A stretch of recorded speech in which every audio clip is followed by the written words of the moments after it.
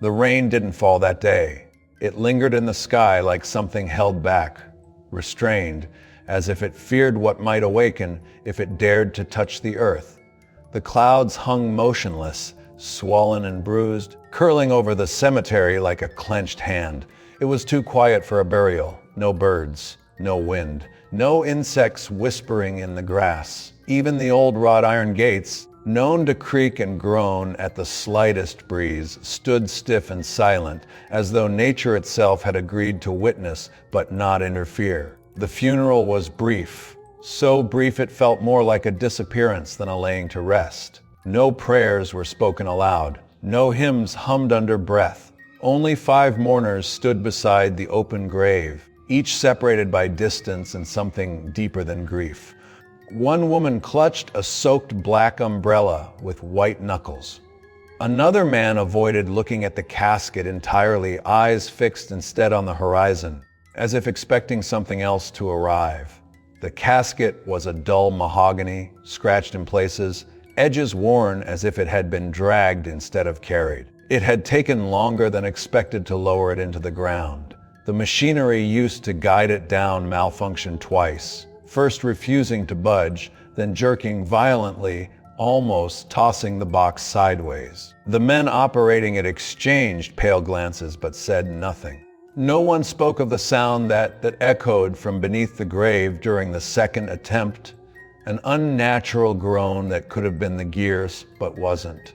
They buried her quickly.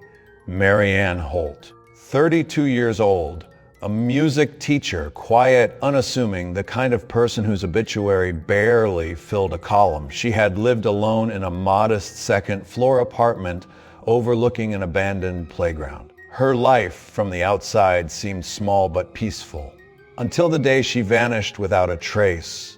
11 days later, she was found, alone in her apartment, locked from the inside, lying perfectly still on her bedroom floor. Her limbs were unbroken, her organs intact. There was no blood, no sign of forced entry. But her eyes had been opened wide, lips cracked apart, jaw frozen in a silent, agonized scream. She had clawed her fingertips to the bone, but not at the door or the window, at the floorboards, trying to dig down, trying to get away from something below. No one could explain it. The autopsy ruled her death as cardiac arrest, though the doctor admitted, privately, he'd never seen fear etched so deeply into a human face.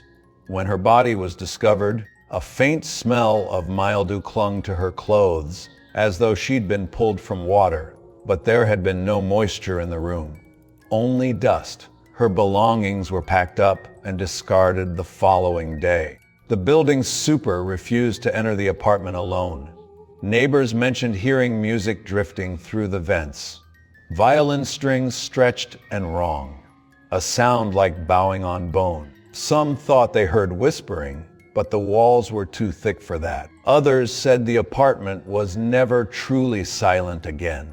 No matter how far you turned the dial down, something always hummed beneath. That was why the grave had to be outside the city, far from where the music lingered, far from the mirror in her bedroom that kept fogging up, even after being removed. Plot 19. An unmarked stretch near the back of the cemetery, where weeds grew in spirals and the earth was soft even in dry seasons. A place reserved for paupers and the forgotten.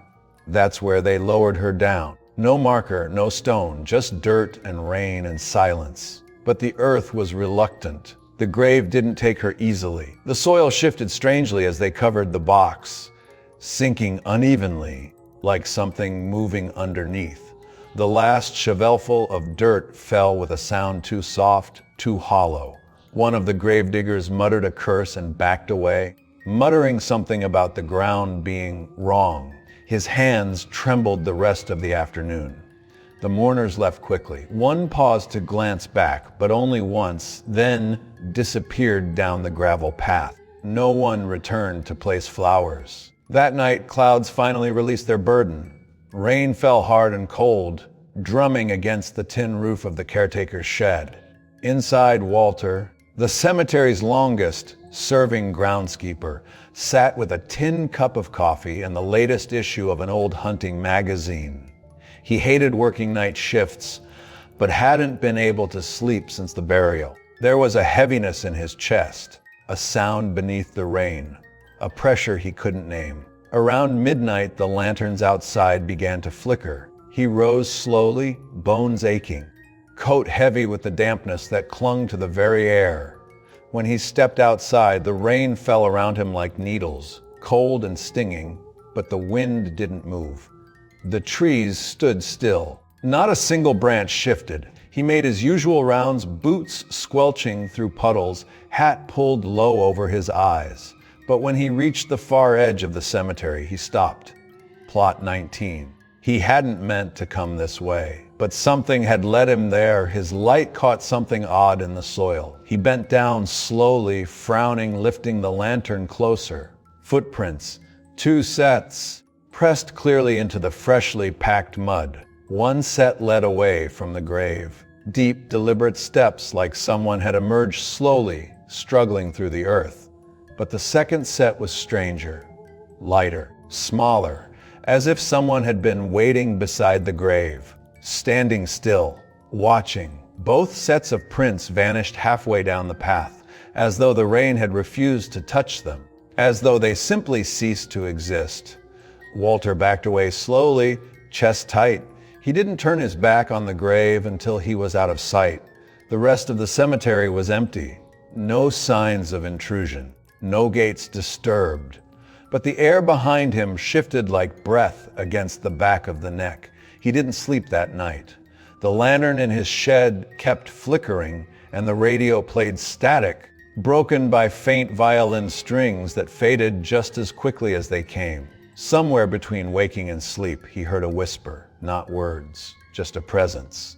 The grave had accepted its guest, but not its solitude. Something buried that night was still listening, still waiting. 3 days passed. The grave did not settle. At most burial sites, the earth eventually smooths itself. Time presses it down, rain firms the soil, and grass begins to stitch itself back together. But at plot 19, the ground pulsed. Not dramatically, not like something clawing upward. No, it breathed subtly, imperceptible to the hurried visitor, but unmistakable to the few who dared to look long enough. A slow, rhythmic swell, as if something beneath was not dead, but sleeping and dreaming. On the 4th morning, the caretaker's shed stood open. Its door hung loosely on one hinge, and the air inside smelled like damp wood and faint rot. Walter was gone. His coffee cup still steamed. The pages of his journal were torn and scattered across the floor, smeared with muddy fingerprints that trailed off toward the exit. The last line, written in his shaky hand, read, "She isn't alone anymore." No one in the town reported seeing him. The local police searched for 3 days. His truck was still parked outside the cemetery gates. His flashlight lay broken at the base of a tree. But there was no sign of struggle, only an odd thing noticed by one officer. A patch of grass near plot 19 that had turned completely white, as if it had aged 100 years overnight. That same week, the dreams began.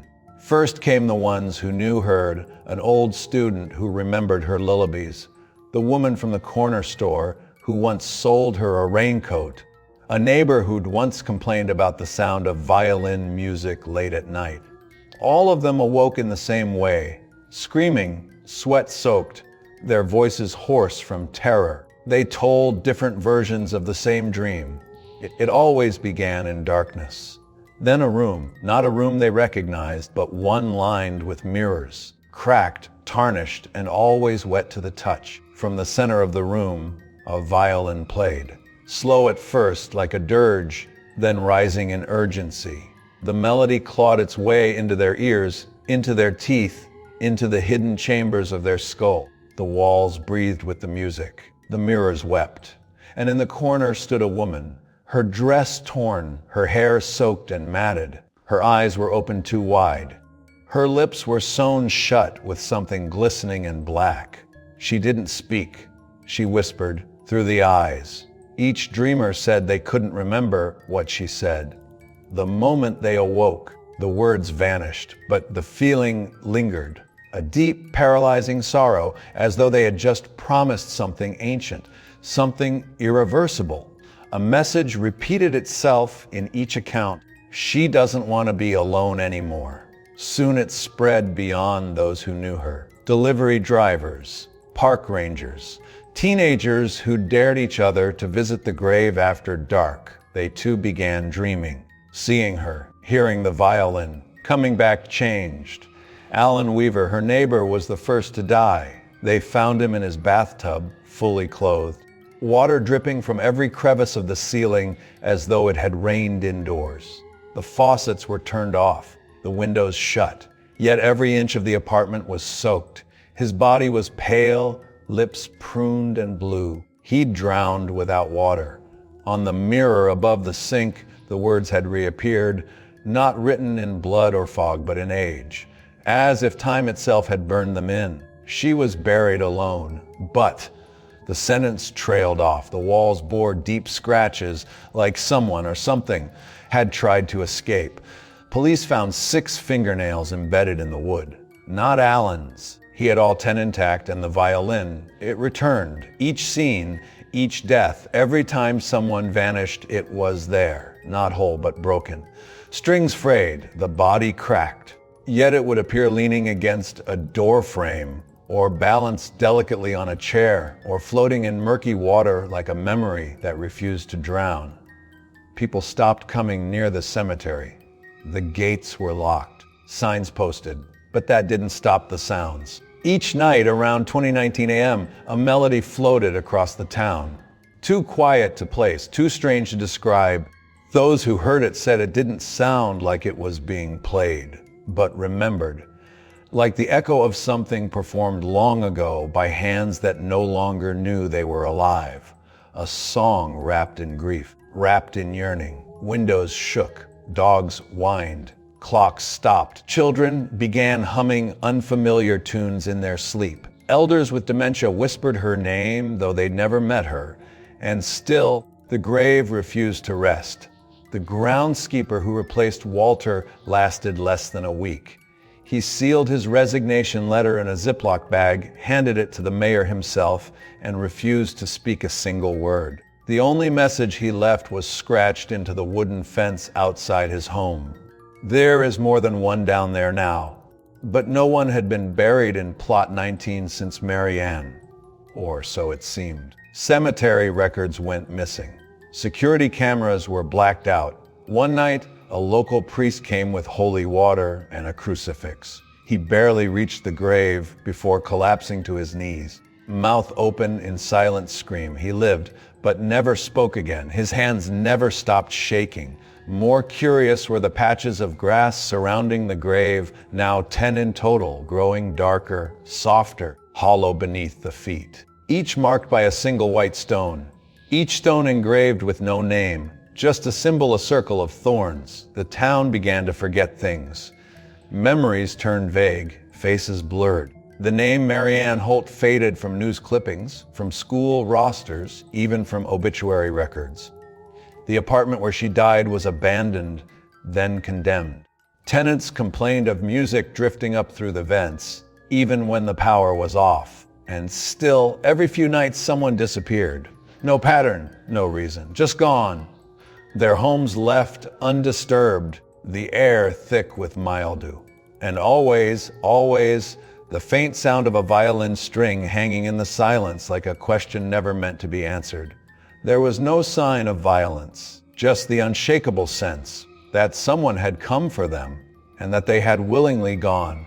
August 3rd. The sky was a solid sheet of gray, like concrete suspended above the town, pressing downward, closer with every hour. No wind, no birds, no insects, just a stillness that felt staged, rehearsed, as if something had called for silence. That was the day Elsie Holt returned. No one saw her arrive, but just before dusk, she was seen walking through the cemetery gate barefoot, wearing a rain-spotted coat too thin for the season.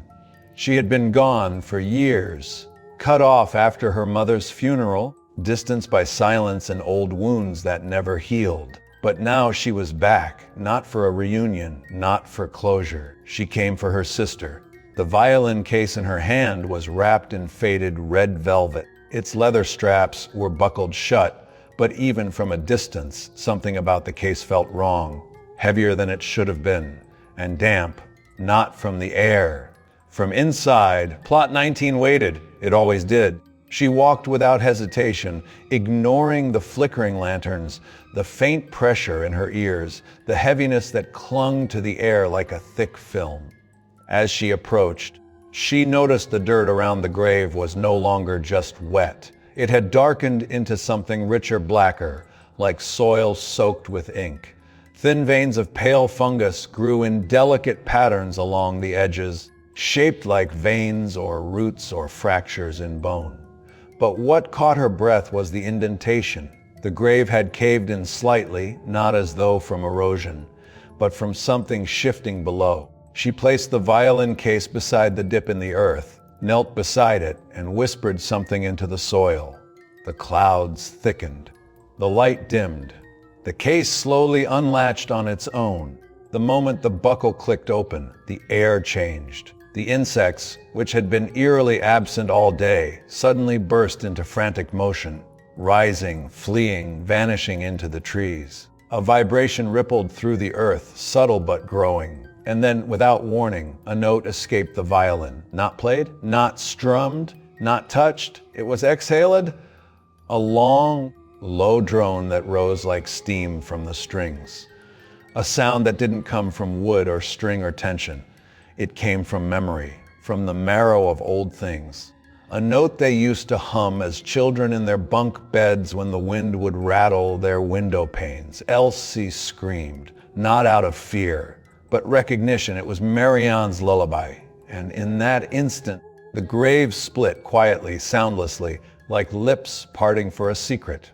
The soil sank in and peeled back as if yielding to an unseen will, revealing the coffin beneath. The wood was cracked, the lid crooked. But what was inside made time itself shudder. The coffin was empty except for the water, stagnant, black, still, and floating on the surface, gently, like a cradle in the womb, was a strand of long, soaking black hair. Elsie staggered backward. The violin case snapped shut on its own. Behind her, the air shifted, not wind, but breath, heavy, wet, and close. She didn't turn. She couldn't. A voice, not heard but felt, moved through her chest like cold smoke. She waited. You heard her. The words weren't spoken in tone or pitch. They were memory. They were the scrape of fingernails against her childhood bed frame, the hiss of boiling water left unattended, the sound of her mother sobbing behind closed doors. Elsie fell to her knees. Her mouth opened, but no sound came out. Because now she could hear it. Beneath the cemetery, they were playing not just Marianne, but the others, the missing ones. A chorus of strings dragged too slow and too sharp. Dissonant lullabies from cracked mouths. The music echoed upward, not loud but deep, like it came from the spine of the world. Like the earth had grown a heartbeat, and that heartbeat was grief made sound. And then the earth moved again. Not just Plot 19, all of it. Every grave around her began to crack. Thin fractures split the stones. Earth pushed upward as if things once laid to rest had changed their minds. The names on the headstones blurred, then vanished entirely. Their dates faded. All that remained were symbols. A circle of thorns etched in jagged strokes, then silence. Pure, wide silence. Elsie looked up. All across the cemetery they stood, figures in soaked dresses and torn suits. Some barefoot, some with soil clinging to their legs, mouth sewn or sealed by rot, eyes open, unblinking, motionless. Dozens, maybe more, watching her, each holding a piece of her sister, a lock of hair, a finger bone, a song.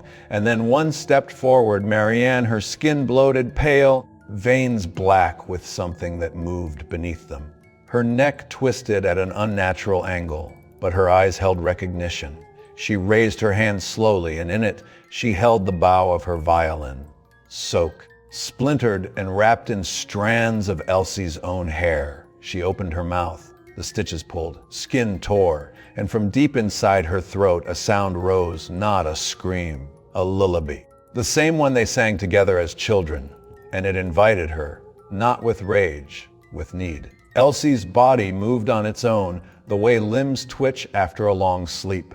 She stepped forward, trembling, as if pulled by a memory she had long buried. She reached for the bow, and the grave widened, like arms welcoming her home. She vanished into it without resistance, not dragged, not screaming, she chose. The next morning, the cemetery was empty. Plot 19 was smooth, clean, no signs of disturbance. The violin case was gone, but one new stone stood at the edge of the plot, pure white, no name, just a circle of thorns. And since that night, the music has never stopped. Every third night at precisely 20:19 a.m., a melody plays, soft, sad, and beautiful in a way that should not be.